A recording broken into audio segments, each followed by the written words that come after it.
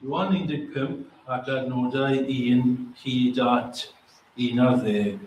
So John 15 verses 1 to 11. I'll just read first 3 verses once again. Myfi yw'r winwydden, am tad yw'r gwyn llanwr, mae ef yn torri ffwrdd bob cangen yn o fi nad yw dwyn ffrwyth, ac yn glanhau pob un sydd yn dwyn ffrwyth, mwyn iddi ddwyn mwy o ffrwyth. Yr ydych chwi eisoes yn dda, trwy gair yr wyf wedi ei lefaru wrthych. Wel, yn y bore, buon ni'n edrych ar y dywediad olaf oedd yr arglwydd sydd yn dechrau gyda Myfi yw, sef Myfi yw'r winwydden. Ac be fuon ni'n edrych gyda'n gilydd ar yr ymadrodd yn arbennig a ychydig o ystyr hynny a oblygiadau hynny i'r disgyblion.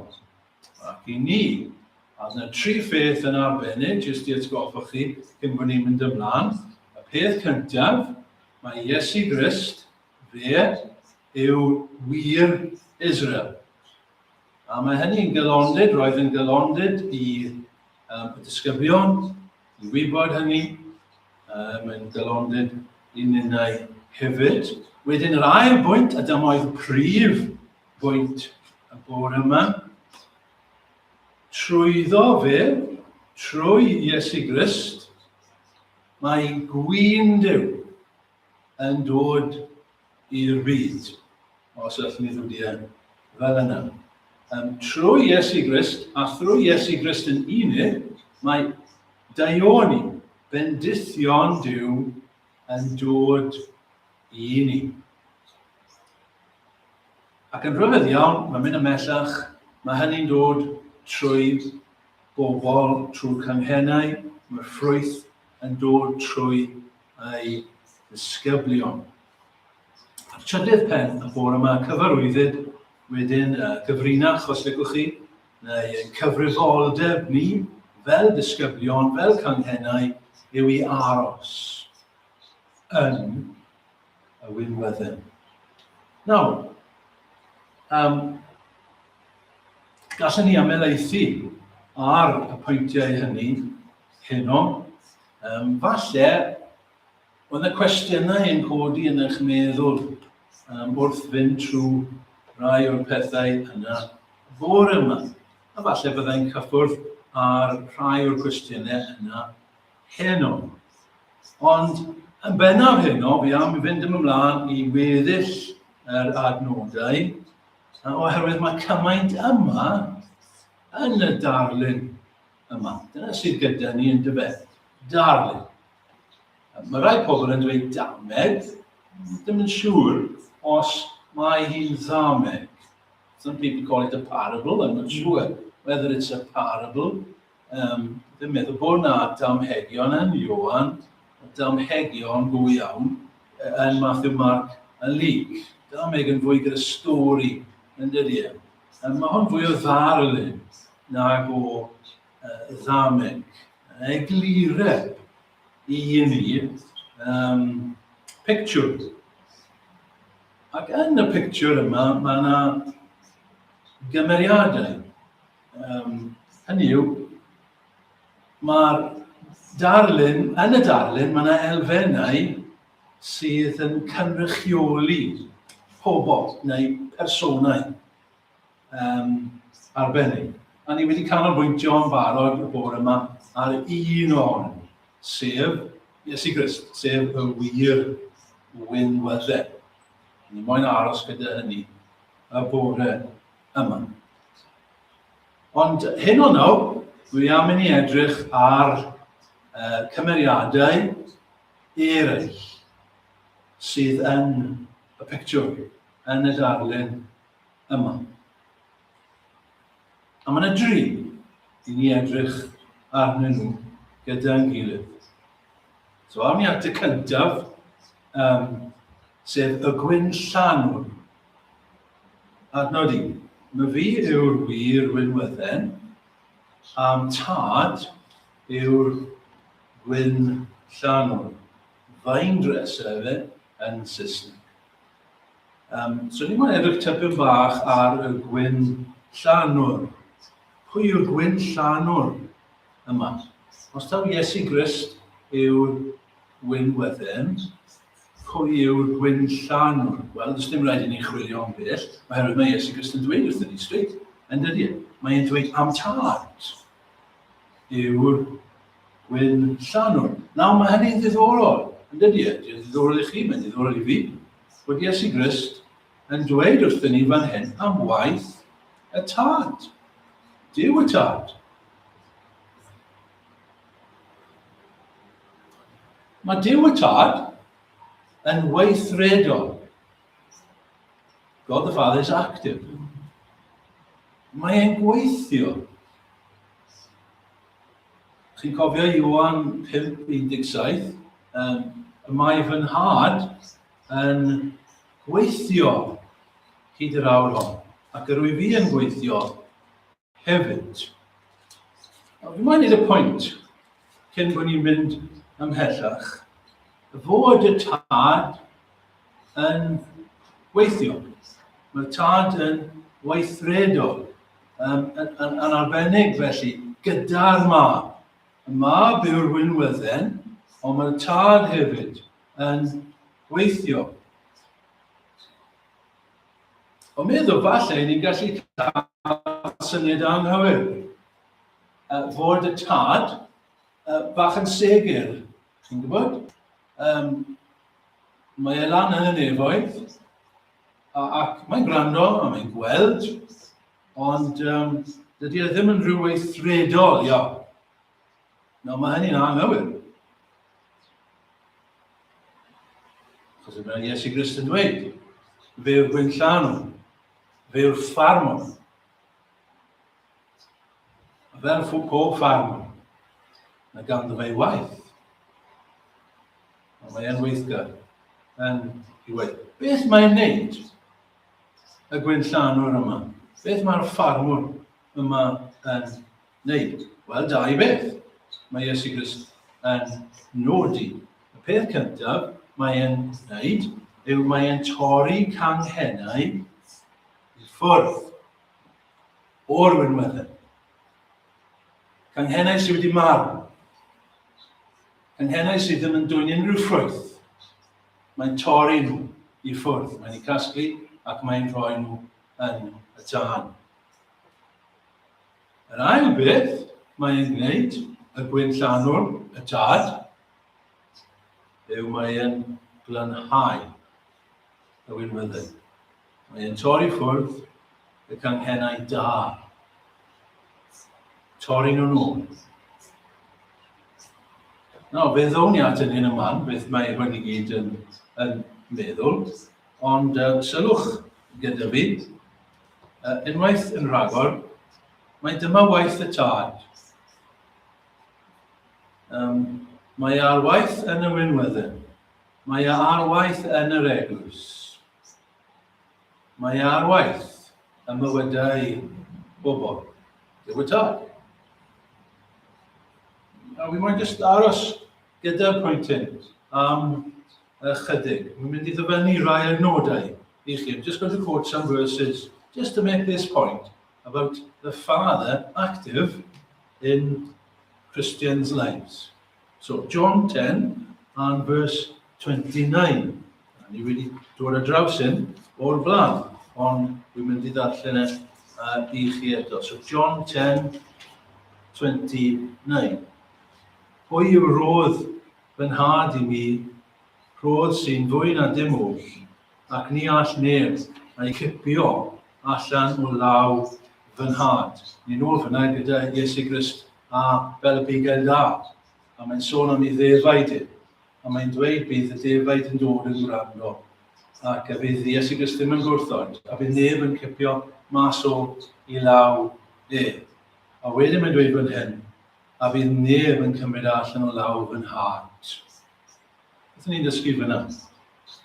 Wel, ni'n dysgu fyna bod y tad felly ar ran y niogelwch y saint. The Father is active in the security of believers, knowing would pluck them out of the Father's hand. Mae cadw Cristnogion yn ddiogel. Yn even at adnod arall, Ephesians 1:17 this time. Ephesians 1:17. Paul yn gweddio fan hyn ar ran yr Ephesiaid, y Cristnogion yn Ephesus. Sylwch ar beth yw ei weddi. Am weddi yw, ar ei ddiw ein hargrwydd Iesu Grist, tad y gogoniant, dyma tad eto, roi i chwi yn eich adnabyddiaeth ohono ef, yr ysbryd sy'n rhoi doethineb a datgyddiad. Chi'n gweld e fyna eto? Mae'r tad yn rhoi rhywbeth. A mae Paul yn gweddio hyn ar ran yr Ephesiaid. Bydd y tad yn rhoi beth? Rhoi'r ysbryd glân. Fi wedi cyfeirio ato fe yn barod yn yr ymynau ac am addewid Iesu Grist. A mae tad yn rhoi'r ysbryd glân i'r rhai sydd yn gofyn ganddo. Mae Duw y tad yn weithredol a mae wede Cristnogion yn rhoi'r ysbryd glân i'r rhai sydd yn gofyn ganddo fe. Philippians 2 and verse 13, adnod enwog iawn fan hyn. Philippians 2 and verse 13. O blegyd Duw yw'r un sy'n gweithio ynoch i beri i chwi ewyllysio a gweithredu yw amcanion Dionis ef. Mae hwn yn dod yn agosach at ein testyn ni, heno. Ond mae Paul yn dweud fyna, mae Duw tad yn weithredol ynoch chi, Cristnogion, i weithio allan i bwrpasau. Un arall, one more. Hebrews, just want to prove this point about the Father being active. Ephesians 12 and verses 5 to 10. Mae hwn yn dod hyd yn oed fwy agos at beth sydd yn dan sylw gyda ni yn adnodau Ioan 15. So I'm going to read verses 5 to 10. Ac rydych wedi anghofio'r anogaeth sy'n eich anerch fel plant. Fy mhlentyn, paid â dirmagu disgyblaeth yr arglwydd, a paid â digaloni pe gaid y gereddi ganddo, oherwydd y mae'r arglwydd yn disgyblu y sawl y mae'n ei garu, ac yn fflangellu pob un y mae'n ei arthur. Byddewch y cwbl mwyn disgyblaeth, y mae Duw yn eich trin fel plant. Canis pa blentyn sydd na Duw yn ei dad yn ei disgyblu. Ac os ydych chi efo'i ddisgyblaeth, y mae pob un yn gyfrannog ohoni yn y bastardiaid ydych ac nid plant cyfreithlon. Mwy na hynny, yr oedd gennym rhieni daearol i ddisgyblu ac yr oeddem yn ei parchu hwy, ond i ddylem yn fwy o lawer ymddarostol i tad ysbrydol a chael byw. Yr oedd yn rhieni yn disgyblu am gyfnod byr, fel yr oedd yn dwi'n gweld yn dda, ond y mae ef yn gwneud hynny ar ein lles, mwyn i ni allu cyfran mwgi o'i sancteiddrwydd. Beth mae'r tad yn neud? Mae'r tad yn disgyblu.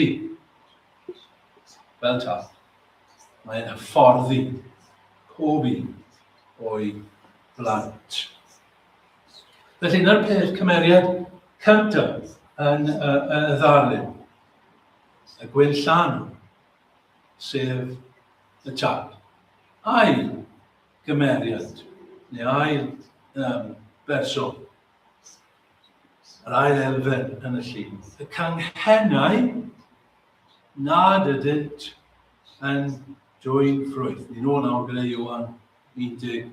Y canghennau nad ydynt yn dwyn ffrwyth. 2a and 6.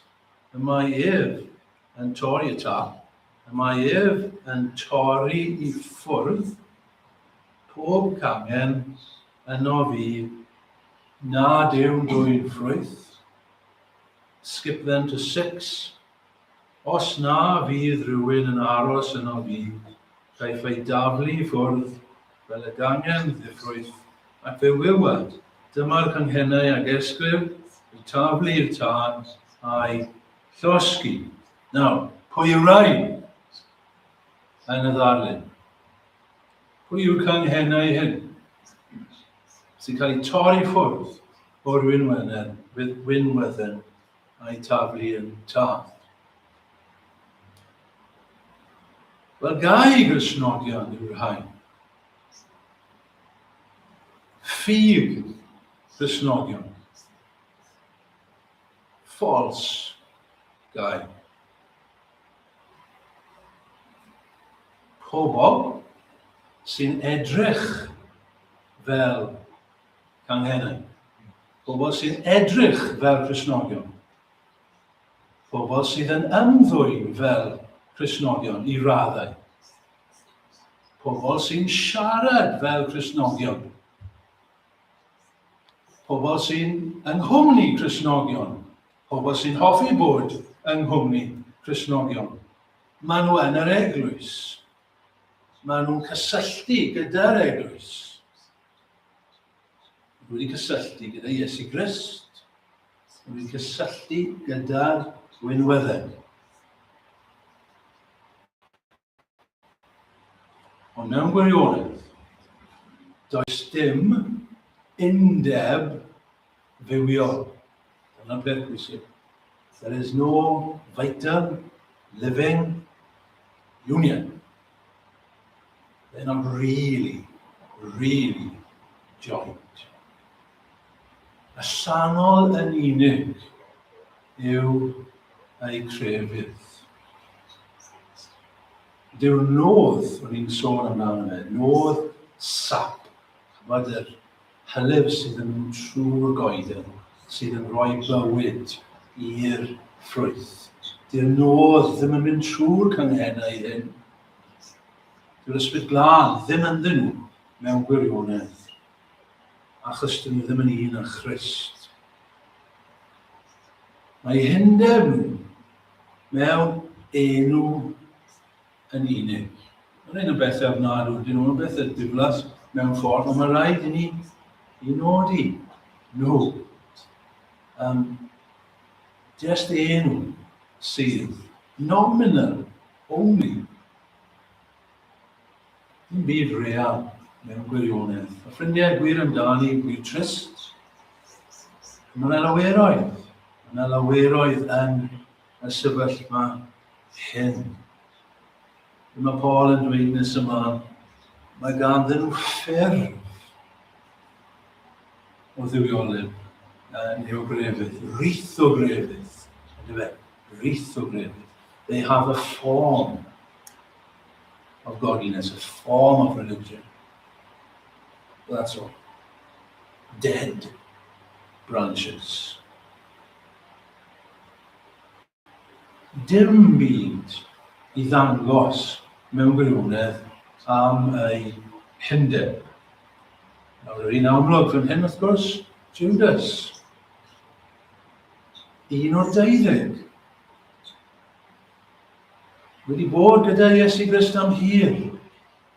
A dda ni gofio am Judas o hyd ac o hyd. Roedd dim byd i ddweud bod Judas yn gai broffesor. Byddech chi ddim wedi meddwl, byddech chi ddim wedi dyfalu bod Judas yn un o'r rhain. Siwr bod byddech chi wedi dweud gyda o Pedr falle, neu Ioan neu Iago, achos maen nhw'n colli tymau. Ond Judas, mae Judas yn gred.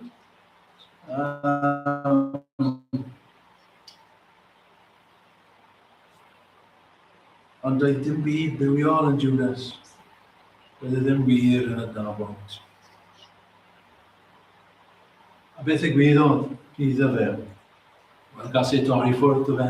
Dwi'n cofio'r diwedd o'r nadw i Judas. Ond mae Iesu Grist yn dweud bydd Duw y Tad yn neud yr un peth i bob un sydd ddim, i bob un sydd fel hyn.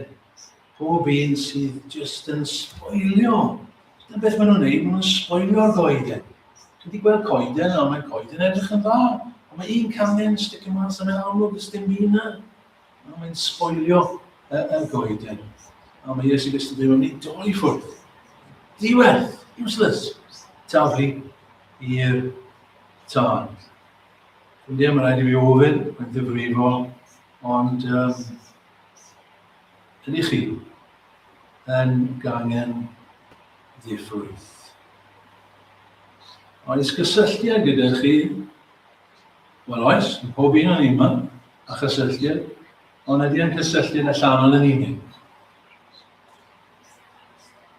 Mewn un o'n unig. Yna gyd. Ble mae'r ffrwydd sydd yn prof? Hwna undeb. Real. Trydydd ac yn olaf, ni wedi edrych ar y gwynllanwr, ni wedi edrych ar y canghennau diffrwydd. Wel, yn drydydd y canghennau sydd yn dwy'n ffrwydd. Nawr, adnod 5, verse 5. Fi yw'r winwydden, chwi, yr 11, chwi yw'r canghennau. Mae sawl sy'n aros yno fi, a minnau eddo yndau yn dwy'n llawer o ffrwydd. Yr 11, a phob disgwyl o ddiar yn ni, sydd wedi ei uno yn fywiol gyda'r arglwydd Iesu Grist. Dyna yw Cristion. Ni wedi dweud y sawl tro heddi. Rai i wneud hynny, siarad fod. Cristion yw rhywun sydd wedi ei uno. Mae'n undeb gyda'r arglwydd Iesu Grist. Mae'n fyw. Mae hi'n fyw. Mae'n ysbryd glân yn trigo yn dyn nhw. Maen nhw wedi cael ei wneud yn lân trwy'r gair. Gawn ni aros am ychydig a gweld beth allan ni ddysgu am rhain, am canghennau wywiol, ffrwythol yma. A peth cyntaf I ni ddweud yw hyn. Mae'r gwynllanwr, y tad, a'r waith y mywydau rhain.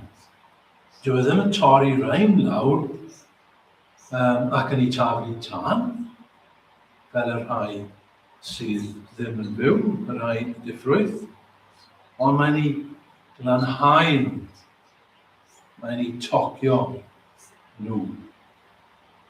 Ond cyn bod ni'n edrych ar hynny, gai jyst wneud y pwynt unwaith yn rhagor, y prawf, proof, y prawf, fod un yn gangen fyw. Bod rhywun yn Gristion, bod rhywun yn real. Yr unig brawf, rhaid I ddal gafel ar hwn, yr unig brawf bod rhywun yn Gristion. The only proof of true faith, the only proof, yw ffrwyth. Fruit.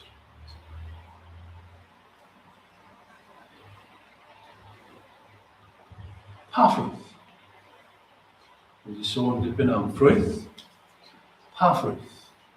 Ni bod yn fwy specific. Yn dda bod yn specific wedi yn dweud. Pa ffrwyth? Beth yw'r ffrwyth yma sydd yn dilysu, sydd yn profi bod ni'n fyw?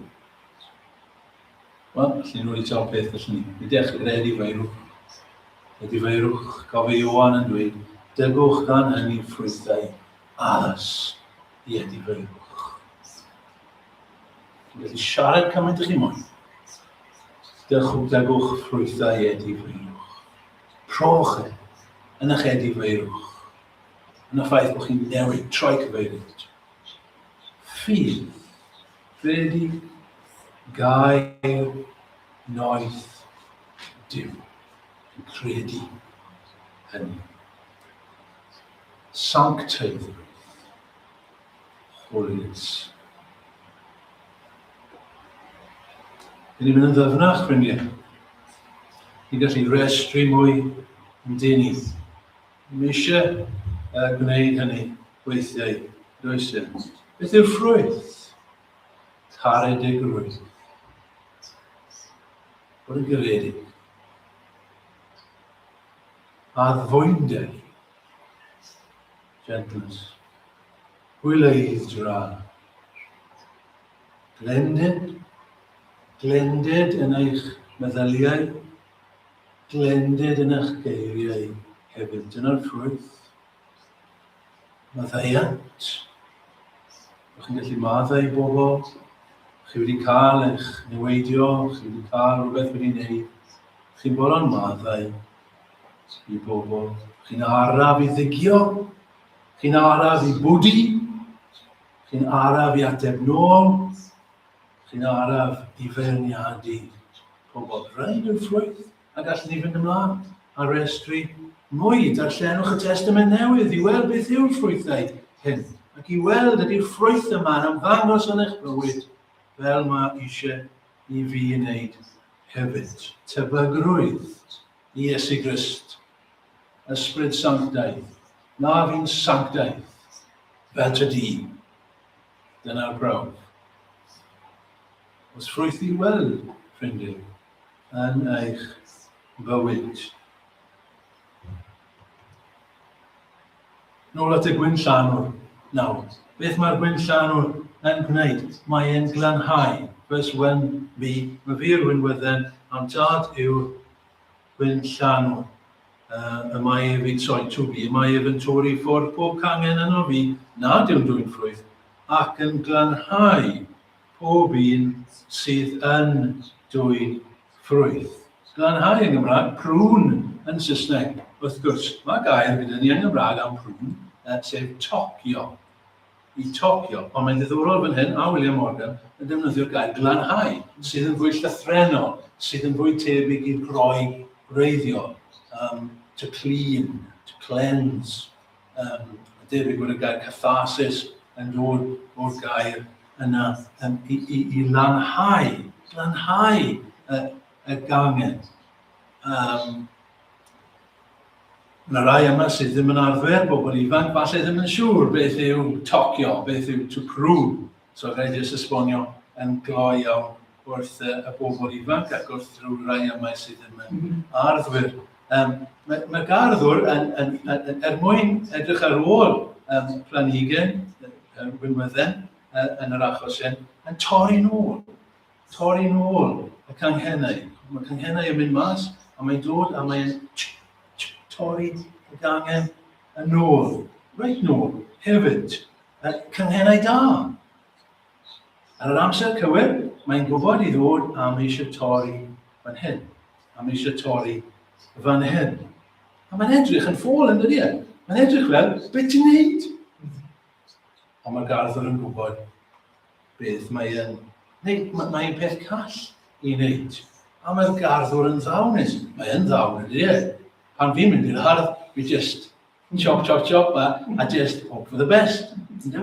Ond mae'n ddawn, it's a skill gyda garddwr go iawn. Fi wedi trio edrych ar YouTube a dal ddim yn siŵr, mas fi'n neud e yn iawn.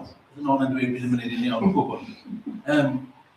Ond mae'r garddwr cywir yn gwybod yn union beth mae yn neud.